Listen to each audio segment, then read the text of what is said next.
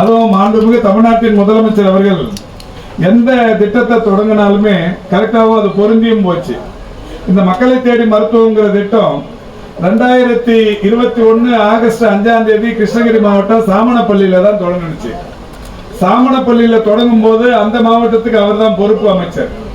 அப்ப அவர் முன்னிலையில தான் இந்த திட்டத்தை தொடங்கி வச்சாங்க மாண்புமிகு முதல்வர் அவர்கள்.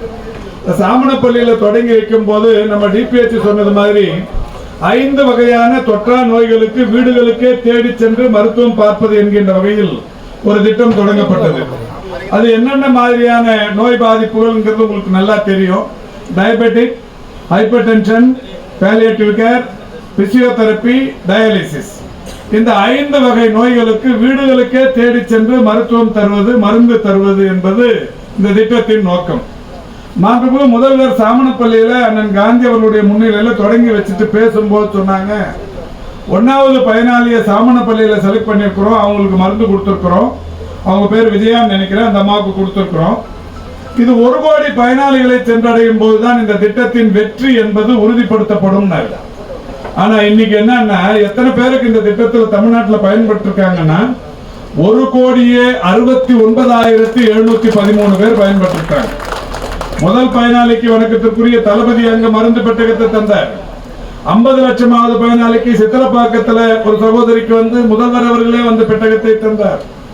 60 லட்சமாவது பயனாளி மதுரை மையட்டான்பட்டியில நானும் டிபிஹெச்சும் போய் அங்க ஒரு சகோதரருக்கு மருந்து பெட்டகத்தை தந்தோம். 75 லட்சமாவது பயனாளி நாமக்கல் மாவட்டத்தில் போதமலையில போய் அங்க நல்லம்மாளுங்கிற ஒரு சகோதரிக்கு மலை மேல போய் ஒரு மலைவாழ் சகோதரிக்கு போய் அங்க வந்து இந்த மருந்து பெட்டகத்தை கொடுத்து 75 லட்சமாவது பயனாளியை அவங்களை கண்டுபிடிச்சோம்.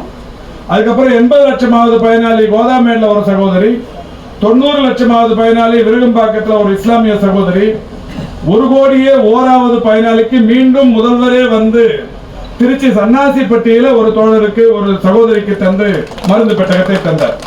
ஆக இந்த திட்டத்தை தொடங்கினதுக்கு அப்புறம் முதலமைச்சர் அவர்களே 3 முறை கலந்து கொண்டிருக்கிறார். மக்களை தேடி மருத்துவங்கிற இந்த திட்டத்தில் இதுவரை 3 முறை முதலமைச்சர் கலந்து கொண்டிருக்கிறார். எந்த மாநிலத்திலும் இந்த மாதிரி அதிசயம் நடக்காது. ஒரு திட்டத்தை முதலமைச்சர் தொடங்கி வைக்கிறாங்கன்னா அந்த திட்டத்தை சம்பந்தப்பட்ட துறை அதிகாரிகள் கவனிச்சுப்பாங்கன்னு விட்டுருவாங்க. முதல் பயனாளிக்கும் கொடுத்தாரு, 50 லட்சமாவது பயனாளிக்கும் கொடுத்தாரு, 1 கோடியாவது பயனாளிக்கும் கொடுத்தாரு. அப்படின்னா என்ன நோக்கம்? இந்த திட்டம் தொடர்ந்து சிறப்பாக செயல்படுகிறதா என்பதை ஆய்வு செய்வது என்பது ஒன்று. இந்த திட்டத்தின் பயனாளிகள் நாம சொன்னது மாதிரி 1 கோடி பேரை சென்றடைஞ்சிருக்குதா அப்படிங்கிறத ரிவ்யூ பண்றதுக்கான ஒரு நிகழ்ச்சியாவே அவர் அந்த எல்லா நிகழ்ச்சிக்கும் வந்தார். இது வரைக்கும் 3 தடவை வந்திருக்கார். அது மாதிரி இன்னைக்கு வந்து ஒரு புதிய திட்டம் மாண்புமிகு முதல்வர் அவர்களே சொன்னது, மக்களை தேடி போய் வீட்டில் மருந்து கொடுக்குறோம். ஆனா தொழிலாளர்கள் இப்போ நம்ம இங்க இருக்கிற கிராமத்துல போய் ஒரு சகோதரி ஒரு வீட்டுக்கு போய் மருந்து தரும்போது அந்த குடும்பத்தில் இருக்கிற மற்ற உறுப்பினர்களை பார்க்க முடியும். ஆண் தோழர்கள் வேலைக்கு போற சகோதரிகளை பார்க்க முடியாது. அவங்க காலையிலேயே வேலைக்கு வந்துருவாங்க, கம்பெனிக்கு வந்துருவாங்க. இவங்களுக்கு போய் மருத்துவம் பார்க்கறது எப்படி? அவங்களுக்கான நோய் பாதிப்புகளை கண்டுபிடிப்பது எப்படி? இதுக்காக தான் தொழிற்சாலைகளில் தொழிலாளர்களை தேடி மருத்துவ திட்டம்ங்கிற திட்டத்தை தொடங்கணும்னு சொல்லி அறிவுறுத்தினார். அந்த திட்டம் தொடங்கப்படும், விரைவில் தொடங்கப்படும் சொல்லி நிதிநிலை அறிக்கையில அறிவிச்சோம். அந்த அறிவித்ததற்கு ஏற்ப இன்றைக்கு இந்த திட்டத்தை இந்த கம்பெனியில தொடங்குறோம். இப்ப நாங்க எங்க போனாலுமே இந்த அரசு தொடங்கின புது திட்டங்கள் எங்கெங்க எந்தெந்த திட்டத்தை தொடங்கணும்னு தெளிவா சொல்லின்னு வரோம்.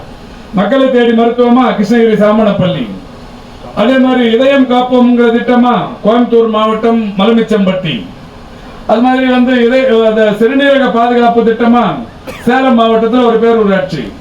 அதுக்கப்புறம் முதல்வர் அவர்கள் கலந்து கொண்ட வருமுன் காப்போம், கலைஞரின் வருமுன் காப்போமா சேலம் வாழப்பாடி. இது மாதிரி ஒவ்வொரு திட்டமும் இன்னுயிர் காப்போம், நம்மை காக்கும் 48 அந்த திட்டமா மேல்மருவத்தூர். ஒவ்வொரு திட்டமும் எங்க தொடங்குச்சுங்கிறது ஒரு வரலாறு. எதிர்காலத்துல இந்த தொழிலாளர்களை தேடி மருத்துவ திட்டம் எங்க தொடங்குச்சுன்னும் போது திருவள்ளூர் மாவட்டம் உளுந்தை என்கின்ற மோபிஸ் என்கின்ற இந்த கம்பெனியில இந்த திட்டம் தொடங்கப்பட்டது என்பது இன்னும் ஒரு 50 வருஷம் கழிச்சும் கூட மருத்துவ திட்டங்கள் பட்டியல்ல இந்த மோபிஸ் வரும், திருவள்ளூர் மாவட்டம் வரும், உளுந்தை வரும். எனவே இந்த மகத்தான திட்டத்தை இங்கே நாங்கள் தொடங்கி வைப்பதில் பெருமை அடைகிறோம். வேற ஒரு பணியின் காரணமா நான் உடனடியாக தலைமைச் செயலகத்துக்கு செல்ல வேண்டி இருக்கிறதால இந்த நிகழ்ச்சியை கொஞ்சம் சுருக்கமாக, இல்லைன்னா கலெக்டர்லாம் பேச விட்ட சாருமே ஒரு பெரிய டாக்டர், அவர் பேசினார்னா இந்த திட்டம் குறித்து மிக சிறப்பாக எடுத்து சொல்லக்கூடியவர். அது மாதிரி இதோட ப்ராஜெக்ட் டைரக்டர், இந்த திட்டத்தோட ப்ராஜெக்ட் டைரக்டர் வந்திருக்காங்க கோவிந்தராவ். அவர் தஞ்சாவூர்ல கலெக்டரா இருக்கும்போது கொரோனாவோட உச்சம். நான் அப்ப அங்க போனப்ப அந்த மக்கள் அவரை அவ்வளோ கொண்டாடினாங்க. எப்படி இன்னைக்கு மருத்துவ திட்டங்களுக்காக சிறந்த பரிசுன்னா கரூர் மாவட்டத்துக்கு மருத்துவ திட்டத்துக்கு சிறந்த பரிசு வாங்கி கொடுத்தவர் தான் இப்ப திருவள்ளூர் மாவட்டத்துக்கு கலெக்டரா வந்திருக்கிறார். அந்த மாதிரி கோவிந்தராவ் சார நாங்க அன்னைக்கு தஞ்சாவூர் போகும்போது அந்த கொரோனா காலத்துல கொண்டாடி தீட்டாங்க, எங்களை காப்பாத்துறாரு, அந்த அளவுக்கு திட்டங்களை செயல்படுத்துறாங்க. அவர் தான் இப்ப நம்ம ப்ராஜெக்ட் டைரக்டர் இந்த திட்டங்களுக்கு.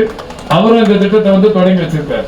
இவங்கெல்லாம் பேசி அதுக்கப்புறம் நம்ம அமைச்சரும் பேசி இந்த நிகழ்ச்சி ரொம்ப நேரம் நடக்க வேண்டிய ஒண்ணு.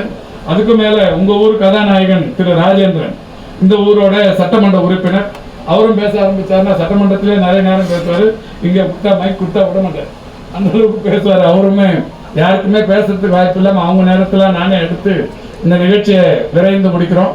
பாதகம் செய்பவரை கண்டால் நாம் பயங்கொள்ளலாகாது பாப்பா, மோதி மிதித்து விடு பாப்பா, அவர் முகத்தில் உமிழ்ந்து விடு பாப்பா. அண்மை செய்திகளை உடனுக்குடன் தெரிந்து கொள்ள இணைந்திருங்கள் இயம்நாடு தொலைக்காட்சியுடன்.